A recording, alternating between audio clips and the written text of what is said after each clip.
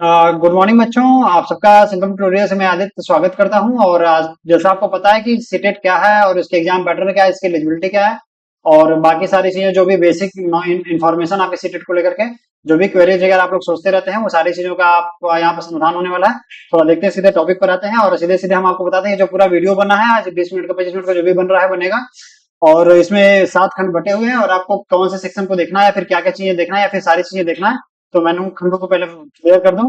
तो plan A में आपको दिखाया जाएगा कि जो पहला आपका खंड है उसमें दिया जाएगा कि आपको प्लान ए बी सी में क्या चुनना है। शिक्षक बनना है, फिर शिक्षक के बाद आपको अधिकारी बनना होगा या फिर आपको व्यवसाय करना होगा। तो कैसे कर से करना वो सारी चीजें। फिर उसके बाद सेकंड खंड हमारा है सीटेट क्या है, उसकी पात्रता क्या है, उसके बाद एग्जाम पैटर्न क्या है, बैच का एग्जाम डेट क्या है, सिलेबस क्या है, इस पे थोड़ा डिस्कशन वगैरह करते जाएंगे। तो आपको जो भी सेक्शन देखना होगा इसको सीधे सीधे स्पीड बढ़ा करके आप वहां सीधे चले जाएगा। बहुत ज्यादा आपको सारे वीडियो देखने की जरूरत नहीं है, जो भी सेक्शन आपको देखना होगा सिर्फ उन्हीं को देखिएगा, सारे सेक्शन को मत देखिएगा, ठीक है। तो आते हैं सीधे देखते हैं कि जैसा आप सबको पता है कि सीटेट जो होता है एक केंद्र सरकार के द्वारा एक संस्था है सीबीएसई। और उसके द्वारा पूरे देश में जो शिक्षक पात्रता परीक्षा है केंद्रीय स्तर पर उसका आयोजन कराया जाता है जिसको सीटेट के नाम से जाना जाता है। और सीटेट पूरे भारतवर्ष में जो भी राज्य हैं उन सबके लिए जो भी एलिजिबिलिटी टेस्ट होता है वहां के टीचर वैकेंसी के लिए उसके लिए एक पात्रता परीक्षा के रूप में एक प्रमाणित आपको प्रमाण पत्र देता है। और इसकी जो वैलिडिटी होती है मतलब कि पूरे लाइफ टाइम के लिए बनी रहती है। पहले 7 वर्ष की थी, अब ये पूरे लाइफ टाइम के लिए बना दी गई, ठीक है। तो जो भी बच्चे डीएलएड कर रहे हैं या फिर एडमिशन लिए डीएलएड में या फिर बीटीसी में जिसको बीटीसी के नाम से जाना जाता था, और जो बच्चे आपके बीएड क्वालिफाई या फिर बीएड कर रहे हैं या फिर बीएड में एडमिशन ले रहे हैं इस बार, तो सारे लोग अपना सीटेट का पेपर दे सकते हैं और आप हियरिंग में दे सकते हैं और उसके आप उसके एलिजिबल भी हो जाएंगे। इसमें कोई दो राय नहीं कि आप फर्स्ट सेमेस्टर में होंगे, सेकंड सेमेस्टर में होंगे, फोर्थ सेमेस्टर में होंगे या फिर पास आउट होंगे तभी आप सीटेट देंगे, तभी आपको क्वालिफिकेशन माना जाएगा। तो ऐसा कुछ नहीं है। आप किसी भी बस आप एडमिशन ले लिए और आपके पास वो एक रसीद आ गया कि आपने एडमिशन ले लिया, आप हियरिंग में है, तो आप अपना फार्म डाल सकते हैं, कोई दिक्कत नहीं इसमें, ओके। अब आते हैं सीधे देखते हैं कि बहुत सारे जैसे कि आपके पास देखे होंगे कि जो लोग शिक्षक भर्ती पात्रता परीक्षा की तैयारी करते रहते हैं सारे बच्चे, वो जो बच्चे होते हैं मैक्सिमम गरीब तबके के या फिर मिडिल के जो भी लोअर कैटेगरी होती है फिर मिडिल कैटेगरी होती है, वहां पर वो लोग सरवाइव करते हैं। और मैक्सिमम लोगों के सपने यही होते हैं कि हमको अधिकारी बनना है या फिर हमको बहुत बड़ा कुछ काम करना रहता है। लेकिन उस संदर्भ में हम देखते हैं कि जो भी हम अधिकारी बनना चाह रहे थे हमारे पास उसमें कुछ पैसे के प्रॉब्लम वगैरह आ जाते हैं, तो पैसे की प्रॉब्लम की वजह से हम इन शिक्षक की तैयारी नहीं कर पाते हैं। तो इस कॉम्बिनेशन में क्या करते हैं हम लोग सोचते हैं कि प्लान बी के रूप में हम देखते हैं कि टीचर बन जाते हैं, टीचर बनने के बाद फिर हम हमारे पास कुछ अर्निंग हो जाएंगे, पैसे हो जाएंगे और फिर हम अधिकारी वगैरह बन जाएंगे। और उसके बाद हम अपना व्यवसाय भी कर लेंगे और अधिकारी वगैरह भी बन जाएंगे, यानी हमारे जो सपने होंगे वो हमारे हम फुलफिल कर पाएंगे, अपने इंटरेस्ट को हम जी पाएंगे। तो जो लोग मिडिल फैमिली या फिर गरीब तबके से जो बच्चे हैं ऐसे सपने लेकर के आए हैं उनके लिए शिक्षक बनना एक बड़ा है अहम रोल प्ले करता है कि वो लोग अपने करियर को और भी इंक्रीज कर सकते हैं शिक्षक बन करके। तो वो लोग अपना बीएड बीटीसी या फिर जो भी डीएलएड वगैरह एनटीटी वगैरह एडमिशन करा करके नर्सरी टीचर ट्रेनिंग जो होते हैं कोर्स वगैरह है उसमें एडमिशन करा करके अपना शिक्षक बनने का सपना पूरा कर सकते हैं। उसके बाद जो भी उनको अधिकारी बनना हो या फिर किसी व्यवसाय में जाना हो या फिर जो भी अपने फ्यूचर प्लान गोल उन्होंने डिसाइड किए होंगे उसमें वो जा सकते हैं। लेकिन टीचर एक अच्छा रास्ता है आपके पास अर्निंग के भी और समय के बचत को लेकर भी शिक्षक एक आपके पास अच्छा रास्ता है। तो जो भी पेरेंट्स वगैरह लोग देख रहे होंगे इस वीडियो को वो लोग अपने बच्चों को रिकमेंड कर सकते हैं इस वीडियो को और उनको बता सकते हैं कि शिक्षक पात्रता परीक्षा क्या होती है और उसमें कैसे कैसे पेपर होते हैं, उस पेपर में क्या क्या हमारे पास सिलेबस होते हैं, उसको कैसे पढ़ना है। तो थोड़ा सा ऑथेंटिक इन्फॉर्मेशन आपको यहाँ पर मिलने वाला है। तो आइए देखते हैं सीधे खंड सेकेंड पर। खंड सेकेंड ये बता रहा था कि सीटेट क्या है। तो सीटेट जैसा कि आपको पता है कि केंद्रीय शिक्षक पात्रता परीक्षा के नाम से जाना जाता है। तो ये जो भी बच्चे डीएलएड वगैरह किए रहते हैं बीटीसी किए रहते हैं फिर अपियरिंग में वो सारे लोग उसको पढ़ सकते हैं। तो इसका डिस्कशन मैंने कर लिया था। पात्रता क्या होती है, तो वही चीज कि डीएलएड होना चाहिए अपियरिंग में या फिर बीटीसी या फिर एनटीटी या फिर आपके पास बीएड के जो भी एडमिशन है वो आपके पास होने चाहिए।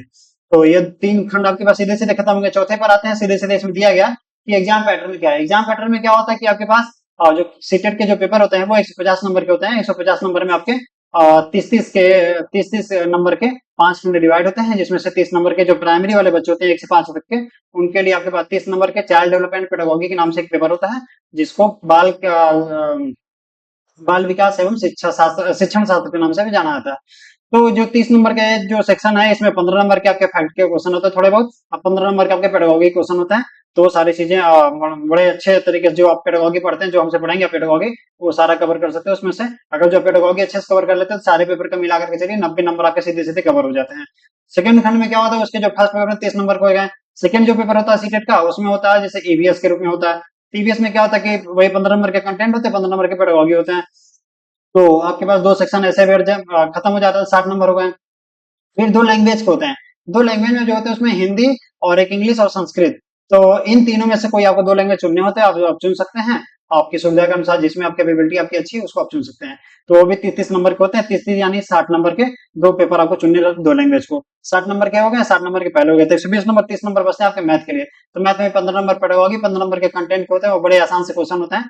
तो सारी चीजें क्लास में बहुत अच्छे से कराई जाती हैं सारे बच्चों के लिए। मतलब इस बार मैंने देखा कि 100+ मार्क्स सबके अच्छे से जा रहे थे, और जो बच्चे क्लास भी नहीं कर पाए थे, सिर्फ लेक्चर को ध्यान दिए थे, उन लोगों के लिए भी काफी अच्छा रिजल्ट रहा। सिर्फ लेक्चर के ध्यान पर उन लोगों ने 100 नंबर, 110 नंबर, 105 नंबर ऐसे उन्होंने क्वालिफाई किया है। बहुत सारे लोग बच्चे ऐसे थे। तो ये हमारे एग्जाम पैटर्न हो गए, जो भी 150 नंबर के थे, और जिसमें 2.5 घंटे का पेपर होता है। इस तरह से हम कह सकते हैं क्वेश्चन का जो भी टाइम होता है वो 1 मिनट का होता है। क्वेश्चन पेपर थोड़ा सा लेंदी होते हैं। लेंदी कहने का सेंस, जो उसके लैंग्वेज होते हैं वो टफ होते हैं, पेपर नहीं टफ होते हैं, लैंग्वेज थोड़ा टफ होते हैं। तो लैंग्वेज टफ होने का कारण ये है कि उस लैंग्वेज से कभी आप जुड़े नहीं रहते हैं, ना आप कभी हाई स्कूल में पढ़े होंगे, ना अभी प्राइमरी में कभी पढ़े होंगे सीडीपी को, ना पेडागॉजी कभी अपने लाइफ में पढ़ा नहीं होगा। तो चूंकि पेडागॉजी एक नया सब्जेक्ट है, चाइल्ड डेवलपमेंट एक नया पेपर है, तो फिर वहां पर थोड़ा दिक्कत हो जाता है आपको कि ये सारी जो चीजें होती है कैसे हमारे लैंग्वेज में, हमारे कमांड में, हमारे माइंड में ये सारी चीजें आएंगी, और उसको कैसे हम इजिली समझ पाएंगे उन सारे लैंग्वेज को। तो क्लास की प्रोसेस है कि किसी भी चीज से आप जुड़ते हैं उसके लैंग्वेज को आप पकड़ते हैं। जैसे कि आप भूगोल पढ़ रहे हैं तो भूगोल के भी अपने कुछ भाषाएं, गणित पढ़ रहे हैं उसमें कुछ फार्मूले की भाषाएं, केमिस्ट्री पढ़ रहे हैं तो उसके भी लैंग्वेज अपने पास है, बायोलॉजी पढ़ रहे हैं उनके भी कुछ टर्म है। तो ऐसे सीडीपी है और फिर सीटेट है आपका, ये सभी कुछ टर्म है। तो जैसे जैसे उनसे इंटरेक्ट करेंगे तो लैंग्वेज आपके लिए आसान हो जाएंगे, सीटेट के लिए भी। तो पेपर टफ नहीं होता, बस उसके लैंग्वेज के पे कमांड करना होता है, थोड़ा सा ध्यान देना होता है लैंग्वेज क्या है। तो बेसिकली यह सेशन जो मैं कराता हूँ अपना सीटेट के लिए, इसके लिए, तो यहाँ पर बेसिकली जो हिंदी मीडियम का जो विद्यार्थी होते हैं उनके लिए विशेष फोकस भी किया था कि वो सारी चीज समझ पाए। अब बाकी जो इंग्लिश मीडियम के सारे बच्चे हैं, उनके लिए बाइलिंगुअल यहाँ पे सुविधा सारी चीजें अवेलेबल है। आगे बढ़ते हैं, देखते हैं बैच जो हम लोग का है वो 15 जो अभी जुलाई, मतलब कि कल परसों से ये शुरू होने वाला है। और ये ऑनलाइन और ऑफलाइन दोनों बैचेस में शुरू हो रहे हैं। तो ऑफलाइन की सीटें बड़ी से लिमिटेड हैं, और फिर जो लोग ऑनलाइन करना चाहते हैं वो लोग कमेंट में या फिर हमारे वहाँ के संस्थान के जो नंबर है वो अपना देख लेंगे, ले लेंगे, और वहां से आप बात करके अपना ऑनलाइन बैच भी ले लेंगे। ऑफलाइन बैचेस भी आपको वाराणसी के सेंटर पर आना पड़ेगा सिंगल ट्यूटोरियल के, और यहाँ पर आपको ऑनलाइन बैच, ऑफलाइन बैचेज आपको मिल जाएंगे। तो चूंकि लिमिटेड सीटें हैं यहाँ पे ऑफलाइन में, तो ऑफलाइन जल्दी से जल्दी जितना हो सके आप अपना रजिस्ट्रेशन करा लें अपना। और हमको लगता है कि यहाँ के संस्थान से अच्छा आपको कहीं पर कुछ चीजें अवेलेबल नहीं होगी, मिलेंगे भी तो ऑथेंटिक चीजें नहीं मिलने वाली हैं। रीजन ये है कि मेरा एक एक्सपीरियंस है इस फील्ड में अच्छा खासा, और इसी विषय से मेरा सब कुछ क्वालिफाई वगैरह बीएचयू से मैंने पढ़ाई किया है। तो आपको थोड़ा ऑथेंटिक और मतलब सटीक आपको जानकारी और कलेक्शन आपको मिलते रहेंगे, और सारे पेडागॉजी वगैरह बड़े आसान हो जाएंगे, ठीक है। तो बैचेस के टाइमिंग आपके जो होंगे वो जब आप एडमिशन कराएंगे आपको बता दिए जाएंगे, उसके अवेलेबिलिटी के अकॉर्डिंग कि क्या आपके पास सुटेबल है टाइमिंग, उसके अकॉर्डिंग आपको दे दिए जाएंगे। तो ऑनलाइन ऑफलाइन के दोनों सेक्शन हम लोग के चलने वाले हैं। एग्जाम डेट को लेकर देखते हैं, सीटेट का एग्जाम जो डेट है वो क्या है। तो जो एग्जाम डेट है सीटेट का, उसका मतलब कि आप जो है कि दो सेशन होता है, और एक साल में दो सेशन होता है, एक आपका जुलाई सेशन और एक दिसंबर सेशन। तो जुलाई सेशन वाला जो पेपर अभी कुछ दिन पहले आपका बीता हुआ है, और जो दिसंबर सेशन वाला है वो मान के चलिए कि अभी जुलाई चल रहा है, अगस्त अगस्त में फार्म आ जाएंगे, और सितंबर तक इसके फार्म भरे जाएंगे, सितंबर या अक्टूबर तक इसके फार्म भरे जाएंगे। फिर 1-2 महीने के बाद दिसंबर में इसके पेपर करा दिए जाते हैं। इसका मतलब आपके पेपर जो है दिसंबर में करा दिए जाएंगे। एक मिनट,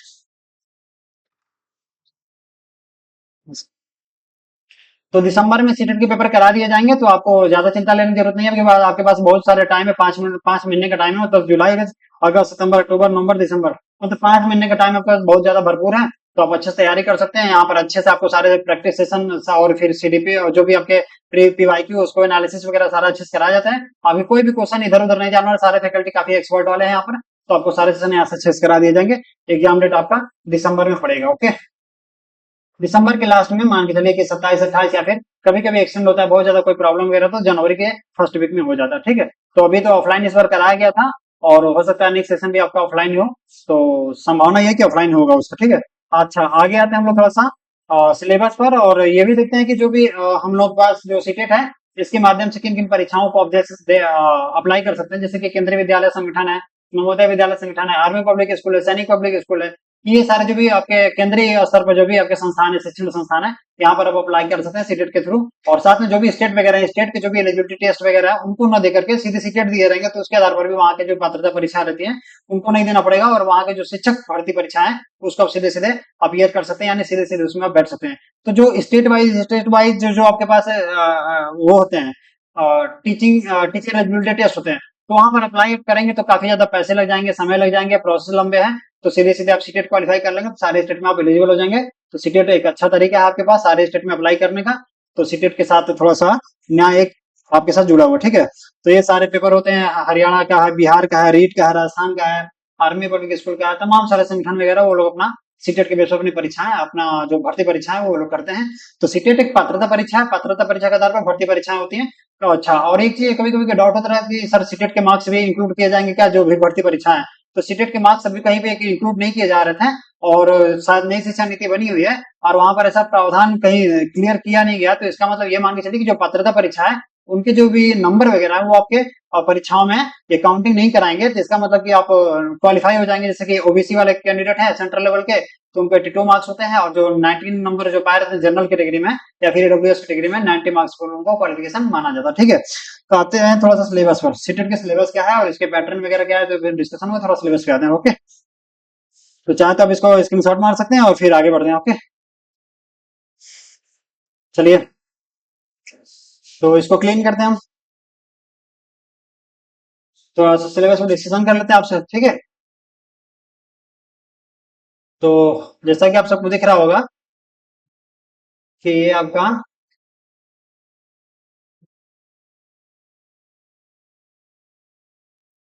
ये पेपर है, क्वेश्चन वो आपके पास सिलेबस है। और सिलेबस में जो मेरा जो सेक्शन होगा वो सीडीपी का होगा, जिसको चाइल्ड डेवलपमेंट पेडागोगी नाम से जाना जाता है। 30 नंबर का होता है, और जो भी चाइल्ड डेवलपमेंट पेडागोगी अच्छे से कर लेता है उसके बाकी जो मैथ हो जाएंगे, ईवीएस हो जाएंगे, हिंदी हो जाएंगे, इंग्लिश हो जाएंगे, उसके भी पेडागोगी अच्छे से कवर कर सकता है, क्योंकि पेडागोगी लगभग सेम होते हैं। थोड़ा सा टेक्निक्स वहां से चेंज होते हैं। तो उन सारी चीजों को मैं इसी में भी सबको कवर करा दूंगा। तो बाकी चीज आगे देखते हैं कि इसका सिलेबस कैसे कैसे क्या है, ओके। तो ये 1 to 5 का प्राइमरी का आपका सिलेबस है। क्योंकि जो सीडीपी का जो सिलेबस है ये आपके 1 to 5 में और 6 to 8 दोनों की एलिजिबिलिटी में सेम ही है। सिर्फ थोड़ा सा लेवल इसके थोड़ा से चेंज होते हैं, यानी कि प्राइमरी का हो या फिर अपर प्राइमरी का 6 to 8 का हो, तब भी आपको सेम ही सिलेबस रहेगा। सिर्फ आपके पूछने के जो तरीके होते हैं वो थोड़ा सा स्टैंडर्ड थोड़ा सा चेंज हो जाएंगे। तो पेपर दोनों पर डिस्कशन कराया जाएगा जब क्लास चलेगा। तो आइए थोड़ा देखते हैं आगे। इसमें दिया सीडीपी चाइल्ड डेवलपमेंट पेडागोगी। इसमें से आपके 30 मार्क्स के आपके 30 क्वेश्चन होंगे, जिसमें से 15 क्वेश्चन आपके पास वही उसमें सीडी होंगे, चाइल्ड डेवलपमेंट होंगे, 15 नंबर आपके पास पेडागोगी क्वेश्चन होते हैं। तो आइए देखते हैं। तो इसको चाइल्ड डेवलपमेंट के नाम से जाना था, जो 15 नंबर का थोड़ा उसको देखते हैं। इसमें दिया concept of development and it's relationship with learning. अच्छा, आप लोगों को बड़ा प्रॉब्लम हुआ कि इंग्लिश मीडियम क्या मतलब इंग्लिश के क्वेश्चन पेपर और फिर इंग्लिश के पैटर्न और इंग्लिश के सिलेबस सारी चीजें थोड़े कठिन लग रहे होंगे। तो हिंदी मीडियम से यहाँ पर मैक्सिमम जो बच्चे हमारे जो थे वो सब हिंदी मीडियम से, यानी ऐसा कह सकते हैं कि पूरे भारतवर्ष में हिंदी मीडियम के लिए आपके पास सबसे सर्वमान्य और सर्वश्रेष्ठ आपके पास संस्थान आपके पास अवेलेबल है। तो अब हिंदी मीडियम जो भी छात्र हैं जो सीटेट की तैयारी करना चाह रहे हैं, सबसे सुटेबल आपके पास एक प्लेटफॉर्म है संकल्प ट्यूटोरियल, ठीक है। तो यहाँ से जुड़िए, आपको सारी चीज इंग्लिश और हिंदी दोनों दिए जाएंगे, और साथ में जो विशेष हिंदी में जो भी लोग प्रॉब्लम, इंग्लिश में जिनको प्रॉब्लम वगैरह है उनके लिए विशेष मार्गदर्शन की यहाँ पे सुविधा भी उपलब्ध है। तो ये पहला दिया है concept of development on it's relationship with learning. इसमें यह बताता है कि जो बच्चों के जो भी डेवलपमेंट है, जो विकास है, वो क्या कॉन्सेप्ट है, उनके मतलब कि संप्रत्यय क्या है, और उनके जो रिलेशन, उनके जो संबंध है उस सीखने से कैसे जुड़े हुए हैं। तो जो बच्चों का जो डेवलपमेंट है उनके कॉन्सेप्ट क्या है, और जो उनका विकास है बच्चों का, उनका क्या रिलेशन है, इसके बारे में थोड़ा सा क्वेश्चन पूछता है। अच्छा, दूसरा देखते हैं principle of the development of the children. तो बच्चों के कुछ डेवलपमेंट के यानी विकास के कुछ रूल्स वगैरह, कुछ सिद्धांत वगैरह है। तो जैसे कि बहुत सारे रूल्स वगैरह होते हैं दुनिया में, 50 60 70 जो भी होंगे, बहुत सारे होंगे, लेकिन कुछ मान्य है कि सीटेट ने कुछ कर दिया कि भैया 12 15 कुछ रूल्स हैं, उसी को आपको बार बार पूछा जाएगा। उसी 12 15 रूल्स मैंने सारे करवाए, तो वही सारी चीजें आपको मिलेंगे कि 12 15 रूल कौन कौन से हैं, उन्हीं को समझना रहता है, ठीक है।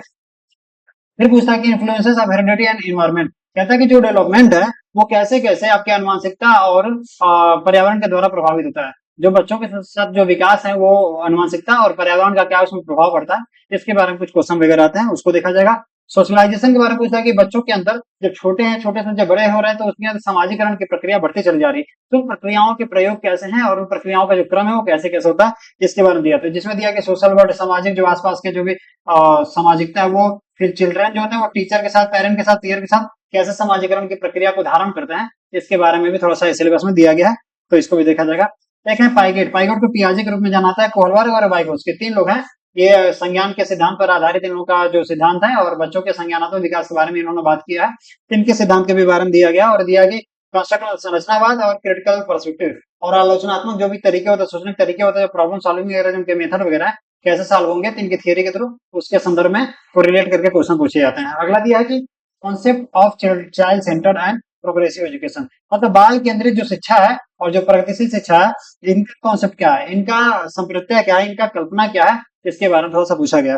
अगला दिया critical perspective of the construct of the intelligence, जो बुद्धि है वो कैसे संरचित है, उनका निर्माण कैसे हुआ है, और इसका जो क्रिटिकल पर्सपेक्टिव है, इसके आलोचनात्मक जो संदर्भ है वो क्या होंगे, तो इसके बारे में थोड़ा सा डिस्कशन इसमें दिया गया है, तो उस पर भी बात किया जाएगा। मल्टी डायमेंशनल इंटेलिजेंस, मतलब बहुबुद्धि का जो भी सिद्धांत है, तरीके हैं, बहुबुद्धि क्या है, कैसे उसमें डेवलपमेंट होते हैं, 8 तरह की बुद्धियां जो 9 तरह की हो गई हैं और हार्वर्ड गार्डनर के द्वारा, तो सारी चीजें कैसे कैसे इन्फ्लुएंस करती हैं, उनके पैटर्न क्या होगी। जैसे पूछ दिया जाएगा आपसे कि बताइए कोई बच्चा है वो प्रकृति के बारे में बहुत ज्यादा सोचता है, आसपास के पर्यावरण के साथ बहुत ज्यादा इंटरेक्ट करता है, उनसे सीखता है, तो वो किस तरह की बुद्धि से जुड़ा हुआ है, तो प्रकृतिवादी बुद्धि इसका आंसर होगा। तो इसका मतलब कि आपके हार्वर्ड गार्डनर की कहानी हो जाएगी यहाँ पर पूछा जाएगा, ठीक है। अच्छा आगे आते हैं, लैंग्वेज एंड थॉट, ये बार बार पूछता है कि जो विचार हैं और जो बच्चों की भाषा है, वो कैसे एक दूसरे से इंटरेक्ट करता है नहीं करता है, और बच्चों के जो भी विकास हो रहा है उस विकास में लैंग्वेज और मतलब कि जो आपके थॉट है, इनका क्या रोल हो सकता है, इसके बारे में पूछता है, ठीक है। तो इसमें जनजोग वगैरह आ जाते हैं, बाकी अपना मतलब हम ऐसा कह सकते हैं कि ये जो आपके पाइगेट है यानी पियाजे कोलबर्ग वाइगोत्स्की, इन्हीं तीनों के जो भी सिद्धांत वगैरह इससे जोड़ता है। और इसमें आपके एक नॉम चॉम्स्की एक आते हैं जो भाषा अधिग्रहण यंत्र के बारे में बात करते हैं, नॉम चॉम्स्की, और फिर नॉम चॉम्स्की, और फिर एक है जनजोग करके एक है, जनजोग। थोड़ा सा इनके बारे में थोड़ा सा चीजें दी जा रही थी, ओके। अच्छा आगे बढ़ते हैं, इसको मिटा देना, आइए आगे बढ़ते हैं।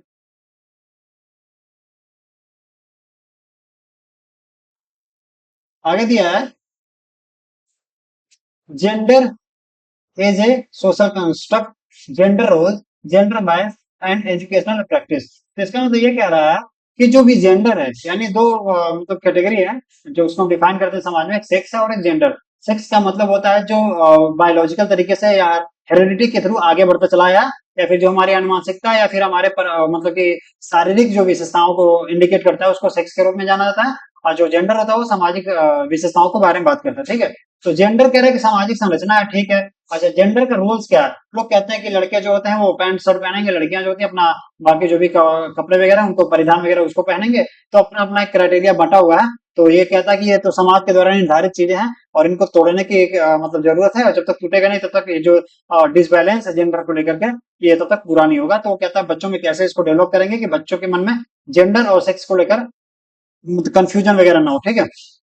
बायस कह रहा है कि कैसे आप एक दूसरे के प्रति पूर्वाग्रह या फिर बायसनेस करते हैं, पक्षपात करते हैं, कि ये लड़का है और ये लड़की है, लड़का है तो क्रिकेट वगैरह खेल सकता है, लड़की है तो संगीत वगैरह जान जा सकती है। तो ऐसा थोड़ा कंफ्यूजन वगैरह संबंधित क्वेश्चन पूछे जाते हैं।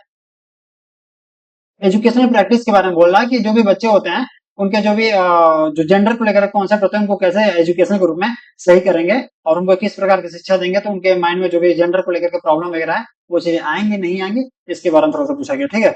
आगे दिखा रहा है कि इंडिविजुअल डिफरेंसेस, जैसे व्यक्तिगत भिन्नता जो होती है, और जो भी अधिगम करता है यानी सीखने वाले जो लोग हैं उनके बीच में understanding differences based on diversity of language, caste, gender, community, religion. ये कह रहा है कि जो व्यक्तिगत भिन्नताएं होती है, जो जाति, धर्म, भाषा, आकार, रूप, रंग के आधार पर जो विविधताओं को देखते हैं, उसमें कैसे ये जो इंडिविजुअल डिफरेंस है वो अपना रोल प्ले करता है। और उस जो क्लास में जो भी बच्चे बैठे रहेंगे, तमाम धर्म, जाति, रंग, रूप, भाषा, आकार के जो बच्चे बैठे रहेंगे, सांस्कृतिक बच्चे बच्चे बैठे रहेंगे, उनको आप कैसे एक संसाधन के रूप में अपनाएंगे, तो इस पे संबंधित कुछ क्वेश्चन वगैरह पूछ देता है। तो ये आपके लिए एक रिसोर्स के रूप में काम करते हैं, ऐसा वो कहता है, ठीक है। फिर कह रहा है distinction between assessment for learning and assessment of learning. कह रहा है कि जैसे कि आप बच्चों का जब भी टेस्ट वगैरह लेते हैं या फिर पढ़ाई की प्रक्रिया के दौरान जब पढ़ाते हैं आप, तो आप कुछ असेसमेंट करते हैं, तो असेसमेंट की जो प्रक्रिया होती है वो कैसे कैसे बच्चों के बीच में करेंगे। एक असेसमेंट आपका पहले होता है कि भैया पढ़ाई करने जा रहा है तो उसके पहले मैं असेसमेंट कर लूं कि पूर्व ज्ञान में चेक कर लूं बच्चा इस टॉपिक के बारे में कितना जान रहा कितना नहीं जान रहा। और एक होता है कि भैया जो मैंने पढ़ा दिया है टॉपिक, उस टॉपिक के बारे में बच्चा कितना जाना कितना नहीं जाना, एक वो होता है। तो उसी का थोड़ा टेक्निकल टर्म में बोल दिया है असेसमेंट फॉर लर्निंग और असेसमेंट ऑफ लर्निंग, ठीक है। फिर दिया कि स्कूल बेस्ड असेसमेंट, कि भैया विद्यालय आधारित भी कुछ असेसमेंट होते हैं, मूल्यांकन तो विद्यालय में बचे रहते हैं, तो वहां पर कुछ असेसमेंट होता है, जैसे सीसीई का पैटर्न आपका चल रहा है तो उसके आधार पर वो चीजें पूछता है। फिर क्या कंटिन्यूअस, यही चीज कंटिन्यूअस कॉम्प्रिहेंसिव इवैल्यूएशन, सीसीई के नाम से इसको जाना आता है, CCE के नाम से इसको जाना जाता है। अच्छा, पर्सपेक्टिव एंड प्रैक्टिस, तो ये कह रहा है कि ये संदर्भ है और उसमें जो भी प्रभाव अभ्यास वगैरह है वो कैसे आप क्लास में अप्लाई करेंगे उसके बारे में कुछ क्वेश्चन वगैरह पूछता है, तो उस पर थोड़ा देखा जाएगा। फिर दिया कि formulating appropriate questions for assessing readiness level of learners for enhancing learning and critical thinking in the classroom and the assessment learner achievement. कह रहा है कि जो बच्चों के अंदर जो भी तैयारी करने के जो भी प्रश्न को तैयारी करने को लेकर जो उनके कैपेबिलिटी होती है या फिर जो उनकी योग्यताएं होती हैं उनको कैसे बढ़ाएंगे और सीखने में कैसे वो योगदान करेंगे और उनके बीच जो समस्या का जो समाधान होगा, क्रिटिकल थिंकिंग होगा, वो कैसे डेवलप होगा क्लास में, इसको आप क्लास में कैसे अचीव कराएंगे बच्चों को, उनकी योग्यता के आधार पर बच्चों को कैसे आगे बढ़ाने का प्रयास करेंगे, कैसे उनके अंदर समस्या के समाधान के बारे में चेतना भरेंगे या समस्या समाधानकर्ता के रूप में कैसे बच्चों को तैयार करना है। अगर जाके कोई आपकी क्लास में कोई बच्चा है तो इसका मतलब ये नहीं कि आप जिस विषय के टीचर हैं उसी विषय में उसको निपुण बनाए, ऐसा नहीं कहता। कहता है कि जो बच्चा जिस भी योग्यता से जुड़ा हुआ आप एक फैसिलिटेटर के रूप में करिए और बच्चों को उसकी योग्यता के अकॉर्डिंग, उसकी क्षमता के अकॉर्डिंग, उसकी रुचि के अकॉर्डिंग, उसके अनुभव के अकॉर्डिंग, उसके मतलब कह सकते हैं एनवायरमेंट के अकॉर्डिंग उन सुविधाओं को उपलब्ध कराइए। बच्चा उस चीज में क्रिटिकल थिंकिंग वगैरह डेवलप करेगा और उन क्षेत्रों में वो आगे बढ़ जाएगा। तो इस पे आधारित कुछ प्रश्न वगैरह पूछे जाते हैं। ठीक है, आगे आते हैं। आगे दिया है कॉन्सेप्ट ऑफ इंक्लूसिव एजुकेशन। तो इसमें दिया है कि कुछ इंक्लूसिव एजुकेशन मतलब होता है कि जब कोई क्लास होता है, कॉन्सेप्ट ऑफ इंक्लूसिव एजुकेशन क्या होता है कि understanding the children with special needs. 5 question इसमें दिया जाएगा। तो कहता है कि कॉन्सेप्ट ऑफ इंक्लूसिव एजुकेशन क्या होता है। कहता है कि जो बच्चे होते हैं क्लास में बैठे हुए हैं, जो विभिन्न जाति, धर्म, लिंग, आकार, रूप और विभिन्न बौद्धिक क्षमता, शारीरिक अक्षमता या क्षमता के जो भी विविधताएं हैं उनके आधार पर बिना किसी भी भेद के सबको एक तरीके से पढ़ाने का जो भी प्रारूप होता है वो आपका कहता है समावेशी शिक्षा। लेकिन पढ़ाने के तरीके तो मतलब थोड़ा सा चेंज होंगे, सिलेबस आप उनके सेम रहेंगे, लेकिन जो आप पेडागोगी वहां पर देंगे, जो स्किल्स वहां पर देंगे, जो आप मतलब ऑन द स्पॉट उन बच्चों के बीच में उनकी जरूरतों के अकॉर्डिंग जो भी स्किल्स प्रोवाइड करेंगे उसको पेडागोगी के रूप में जाना जाता है। उसको बच्चों के नीड के अकॉर्डिंग कैसे कैसे क्लास में डेवलप करेंगे उस पर कुछ क्वेश्चन इसमें आपको दिए जाएंगे। 5 क्वेश्चन इसमें दिया है addressing learners from the diverse background including disadvantage and deprived. कह रहा है जो बच्चे वंचित रह गए हैं या फिर जो बच्चे सुविधा नहीं प्राप्त कर पाए हैं या फिर जिन बच्चों के पास सुविधाएं नहीं ले पाई हैं या फिर जो बच्चे बहुत ही गरीब तबके से रहे हैं, पिछड़े वर्ग से रहे हैं, उन बच्चों के लिए आप कैसे इंक्लूसिव एजुकेशन या इंक्लूसिव क्लासरूम को आगे बढ़ाएंगे, रिसोर्स के रूप में आगे बढ़ाएंगे, उनके लिए आप क्या उपाय करेंगे, इसके बारे में कुछ क्वेश्चन वगैरह पूछता है। फिर दूसरा दिया है addressing the needs of children with learning difficulties. Learning difficulties में कुछ बच्चे बहरे होते हैं और भी बहुत सारे अंधे हैं, बहरे हैं, पैर से कुछ प्रॉब्लम वगैरह है, तो कह रहा है कि उनके लिए कैसे एड्रेस करेंगे, उनके जो जरूरतें होती हैं बच्चों को कैसे उनके डिफिकल्टीज को, लर्निंग डिसेबिलिटी को दूर करेंगे। और साथ में कुछ लर्निंग डिसेबिलिटीज होती हैं जिसमें अफेजिया, आपके डिस्कैलकुलिया और फिर डिस्ग्राफिया, मोर डिस्मोर्फिया, आपके एडीएचडी, तमाम तरह के बच्चे होते हैं, तो उनको कैसे इनहेंस करेंगे, उनको कैसे आप आगे बढ़ाएंगे, ये सारे तरीके आपसे पूछे जाएंगे इंक्लूसिव एजुकेशन वाले सेक्शन में। एक टॉपिक और इसमें दिया गया addressing the talented creative specially weld learner. कह रहा है कि जो बच्चे स्पेशली एबल्ड है, मतलब उनके पास कुछ प्रॉब्लम वगैरह है, कुछ उनकी शारीरिक क्षमताएं वगैरह है, उनको आप कैसे क्या करेंगे, एड्रेस करेंगे। उनके टैलेंट को, कुछ टैलेंटेड बच्चे हैं उनको कैसे, उनके क्रिएटिव बच्चे उनको कैसे आगे बढ़ाएंगे, कुछ बच्चे थोड़ा सा दिव्यांग श्रेणी के उनको आप कैसे आगे बढ़ाएंगे, उनके लिए क्या शिक्षण सामग्री या किस शिक्षण शास्त्र प्रयोग करेंगे, इस पे आधारित कुछ क्वेश्चन वगैरह पूछा जाता है। ठीक है, आगे आते हैं। जो तीसरा सेक्शन दिया है उसको कह रहा है कि लर्निंग एंड पेडागोगी। अब ये कह रहा है कि पेडागोगी वाला जो क्वेश्चन है, जैसे कि ऊपर आपके 15 थे और 5 आपके यहाँ से थे, 15 5 20, ये 5 क्वेश्चन यहाँ थे ना, 15 ऊपर थे, 5 यहाँ पर, 15 5 20 और 10 आपके यहाँ 30 क्वेश्चन आपको 10 नंबर यहाँ से देखते हैं क्या है लर्निंग एंड पेडागोगी के रूप में। कह रहा है कि how children think and learn, बच्चे कैसे आपके सोचते हैं और कैसे सीखते हैं, इसके बारे में कुछ बताने का प्रयास करेगा। हाउ एंड वाई चिल्ड्रन, बच्चे कैसे और क्यों फेल हो जाते हैं अपने सक्सेस में, विद्यालय प्रदर्शन में बच्चे फेल कैसे हो जाते हैं, इसके बारे में थोड़ा सा कुछ क्वेश्चन पूछता है कि क्या रीजन है। तो आपको प्रैक्टिकल बेस्ड क्वेश्चन दिया जाएगा और ऑन द स्पॉट आपके माइंड के क्रिएटिविटी को, आपके टैलेंट को चेक किया जाएगा कि आप क्या आंसर देना चाहते हैं। 4 ऑप्शन चारों सही रहेंगे, लेकिन उसमें से आपको बताना रहेगा कि कौन सा क्वेश्चन आपका ज्यादा सुटेबल है, उसके अकॉर्डिंग आपको आंसर मारना रहेगा। दूसरा दिया है basic process of teaching and learning. कह रहे हैं कि जो बच्चों को टीचिंग एंड लर्निंग कराएंगे तो बेसिक प्रोसेस होगा, क्या होगा कि मतलब पहले आप कौन से स्किल्स देंगे, फिर उसके बाद कौन से स्किल्स देंगे बच्चों में, आपको ये चिल्ड्रन स्ट्रेटजीज ऑफ लर्निंग, बच्चों के लिए क्या क्या स्ट्रेटजी आप अपनाएंगे लर्निंग के लिए। Learning as a social activity, ठीक है, बच्चों को खेल खेल में सामाजिकता के रूप में कैसे सिखाएंगे, सोशल कॉन्टेक्स्ट ऑफ लर्निंग, बच्चे सामाजिक में कैसे कैसे सीखते हैं, समान तरह के जो सामाजिक सहभागिता होती है, सामाजिक जो भी समूह होते हैं या फिर बच्चों के बीच में जो आपके पीयर्स ग्रुप वगैरह होते हैं, वहां पर बच्चे कैसे सीखते हैं, थोड़ा सा उसमें से भी क्वेश्चन वगैरह पूछेगा। ये सारे प्रैक्टिकल बेस पूछे जाएंगे, ये कहीं पर आपके आंसर नहीं दिए जाते हैं। इस तरह के जो क्वेश्चन होते हैं ये प्रैक्टिकल बेस पूछे जाते हैं और इनके लिए आपको ऑन द स्पॉट माइंड को प्रेजेंट करना पड़ता है। अगला दिया है कि children is a problem solver, कह रहा है कि बच्चा जो है वो एक समस्या के समाधान के रूप में आगे बढ़ना चाह रहा है, ठीक है, एंड साइंटिफिक इन्वेस्टिगेटर, और वो बच्चा एक नन्हा वैज्ञानिक है, नन्हा वैज्ञानिक है, एक नन्हा खोजकर्ता है, एक वैज्ञानिक खोजकर्ता है, या अर्थात कि जो बच्चे छोटे होते हैं उनके जो भी गुण होते हैं बाकी जो बड़े होते हैं उनसे थोड़ा सा अलग रहते हैं। तो बच्चे जो होते हैं अपने लेवल के, अपनी परिस्थिति, अपने सिचुएशन के अकॉर्डिंग चीजों को समझते हैं और उसी प्रक्रिया में, उसी परिवेश में, उसी इन्वायरमेंट में समस्याओं के समाधान के रूप में आगे बढ़ने का प्रयास करते हैं। तो उस पर भी कुछ क्वेश्चन वगैरह दिया जाएगा। फिर ये पूछ रहा है alternative conception of learning in children, कह रहा है कि बच्चों में जो सीखने की जो प्रक्रिया होती है वो और कौन से विकल्प तलाशे जा सकते हैं, उस विकल्प के तलाशने की स्थिति में क्या क्या तरीके आपको हम प्रोवाइड कराएंगे। तो 4 ऑप्शन में से आपको सही सबसे अच्छा मानना रहेगा, ये पूछेगा, ठीक है। Understanding children's errors as a significant steps in the learning process, कह रहा है कि जो बच्चों की जो प्रॉब्लम्स वगैरह होते हैं, वो जो गलतियां होती हैं, बच्चे जो भी त्रुटियां करते हैं, वो त्रुटियां आपके लिए क्या दिखा रही है, क्या बताना चाह रही है। तो जो बच्चों की जो त्रुटियां होती है उससे पता चलता है कि बच्चा किस पॉइंट पे, किस जगह पर, किस फोकस पर वीक महसूस कर रहा है, फिर कहां पर वो गलती कर रहा है, कहां पर उसकी त्रुटि है, तो आपको पता चल जाता है। तो फिर उसी त्रुटि को सुधारने का प्रयास करते हैं। तो आपके जो बच्चों की जो त्रुटियां होती है जो बच्चों की, यानी वो आपके लिए क्या है, एक रिसोर्स है कि बच्चा कैसे आगे बढ़ेगा, उस दिशा में वो कमजोर है, आपको पता चल गया। तो आपको उसी चीज पर, उसी फोकस पर आपको आगे बढ़ाने के लिए स्ट्रेटजी वगैरह देना पड़ेंगे, पेडागोगी वगैरह देना पड़ेंगे। तो उसके बारे में कह रहा है एरर्स क्या है, errors as a significant steps in the learning process. Errors आपके क्या है, सिग्निफिकेंट है, मतलब इंडिकेट कर रहा है steps in the learning process.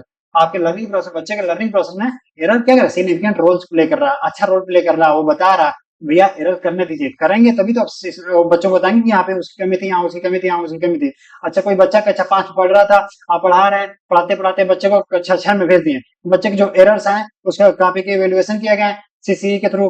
तो जब बच्चे के कॉम्प्रिहेंसिव इवेल्युएशन के थ्रू चेक किए गए तो पता चला बच्चा का 100 में 70 नंबर आया, 30 नंबर गलत गया। अच्छा 30 नंबर गलत गया तो जो एरर किया था उस पर आपने फोकस नहीं किया, अब बच्चे को क्लास 7 में 6 में डाल दिया, तो बताइए जो उसके एरर रह गए वो तो रह गए वहीं पर, यानी वो चीज छूट गई, अब वो क्लास 6 में चला गया। तो यानी कि जो क्लास 5 के जो मिनिमम लेवल ऑफ लर्निंग थे वो उसके वहीं पे छूट गया। तो कह रहा है कि एरर को आप एक रिसोर्स के रूप में अपनाइए, एक हथियार के रूप में अपनाइए। कि बच्चे गलती कर रहे हैं तो अच्छी बात है, गलती नहीं करेंगे तो फिर वो मतलब कि आप पहचान नहीं पाएंगे बच्चा कहाँ पे कमजोर महसूस कर रहा है। जैसे क्या होता है कि जब आप डीएलएड करते हैं,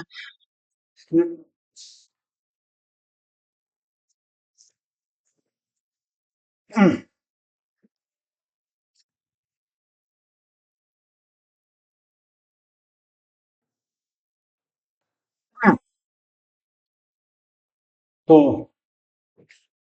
ज्यादा ठंडा पानी नहीं पीना चाहिए ना। बोलते बोलते क्या होता है, जो यहाँ का जो होता है छोटे छोटे जो मतलब कि क्या कहते हैं, टंग जो अंदर वाला होता है छोटे वाले, वो बोलते बोलते काफी वाइब्रेट करते करते गर्म हो जाते हैं, और गर्म करते करते आपने पानी पी लिया तो वो थोड़ा सा इन्फेक्टेड हो जाते हैं। तो उन चीजों को थोड़ा ध्यान देना पड़ता है, इसलिए मतलब नॉर्मल पानी पी सकते हैं। तो ये कह रहे थे, क्या कह रहे थे भाई, क्या रहे थे हम, हाँ कह रहे थे कि जब आप डीएलएड करेंगे या फिर कर रहे होंगे, या फिर बीएड कर रहे हैं या कर रहे होंगे, तो आपके पास एक मतलब कि टीचिंग के लिए एक फाइल बनता है, टीचिंग फाइल के रूप में जाना था, लेसन प्लान। हाँ लेसन प्लान के रूप में फाइल बनता है। तो जो लेसन प्लान वगैरह बनाते हैं तो उसमें क्या करते हैं, आप स्किल्स वगैरह सीखते हैं, तमाम तरह के स्किल्स होते हैं। तो उस स्किल्स जब सीखते हैं कि प्रस्तावना कौशल, व्याख्यान कौशल, श्यामपट कौशल, प्रश्नोत्तर कौशल, मतलब कि मूल्यांकन कौशल, तमाम तरह के कौशल आप सीखते हैं उसमें। तो जब आप कौशल सीखते हैं स्टार्टिंग में, तो आप टीचर के पास लेके जाते हैं कौशल को, तो टीचर क्या करता है, बार बार पहले क्या करता है, कुछ थोड़ा सा भी गलती दिखेगा उसमें कर देगा, कट कर देगा, कट कर देगा। तो बच्चे बड़े क्रोधित हो जाते हैं, सोचते हैं यार हमारे फाइल में बड़ा ज्यादा कट पिट है, और कहीं रेड पेन लगा है, कहीं तो पूरा पूरा कट है, ये तो बड़ा गंदा टीचर है, ये तो ऐसे कर दिया वैसे कर दिया। दरअसल क्या होता है कि जो टीचर उन चीजों को ध्यान दिया है, तो इसका मतलब वो बता रहा है कि आपकी त्रुटियां क्या है। जब आपको त्रुटियां पकड़ लेते हैं तो आपको पता चलता है हाँ हमारी ये गलती है, तो उसके अंदर वो सुधार करने का प्रयास करते हैं, टीचर बताते हैं इसको ऐसे करिए ऐसे करिए।